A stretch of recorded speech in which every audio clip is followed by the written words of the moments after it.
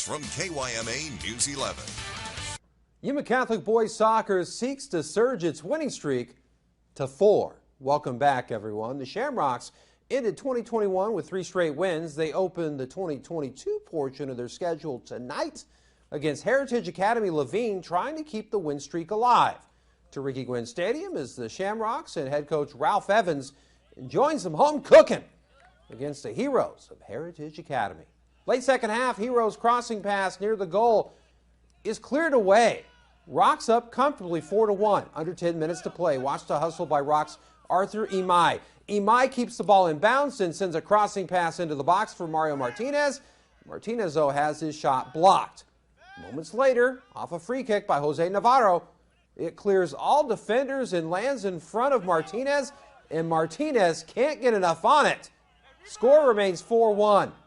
Yuma Catholic goes on to win by that very score. They've now won 4 straight games, and next will host ALA Ironwood this coming Saturday.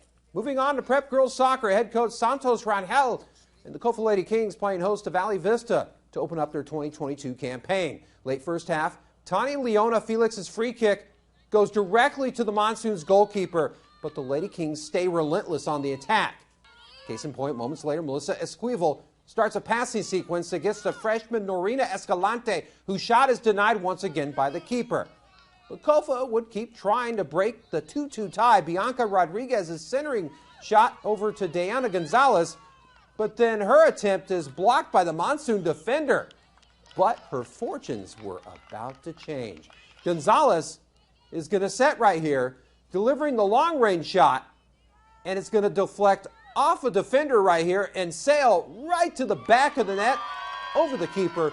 3-2, Kofa.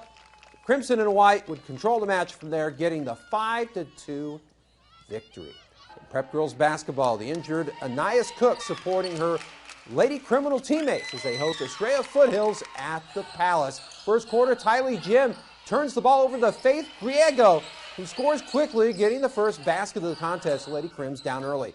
They would try to respond. Raylona Zuniga gets a turnover, leads the break the other way, but her lead-in pass, too long to Alyssa Franco. She wished she'd have that one back, but Yuma would rebound. Franco starts a passing chain that would get over to Jim underneath, and she puts in the layup off the glass, getting the Lady Crims their first points of the night. Game all tied at 2. Later in the quarter, Jim would miss the baseline jumper, but Franco comes up with a loose ball, finding a wide-open Zuniga underneath. The Lady Crims get the deuce. Yuma, though, would have their bright spots, but they would suffer their third loss in the last 3 days, taking the 61-26 defeat. Well, congratulations go out to Arizona Western's Alliance Nadiba on being named the ACCAC Division I Women's Basketball Player of the Week for the weeks of December 20th and January 2nd. The freshman finished a 3-game week, averaging 14 points a game, 10 rebounds per contest while blocking 14 shots. The ACCAC Division I Player of the Week honor is Nadiba's second of the season. And the Winter Olympics begin February 3rd, 28 days from now, with the opening ceremony on the 4th. You can only catch the action right here on News 11. Some final notes pass along in girls soccer. Yuma Catholic wins big on the road while Cibola takes a brutal 8-goal loss. Meanwhile, in boys soccer, the Cibola Raiders pitch a 6-0 shutout at the expense of Boulder Creek. We're done with this all look around of sports.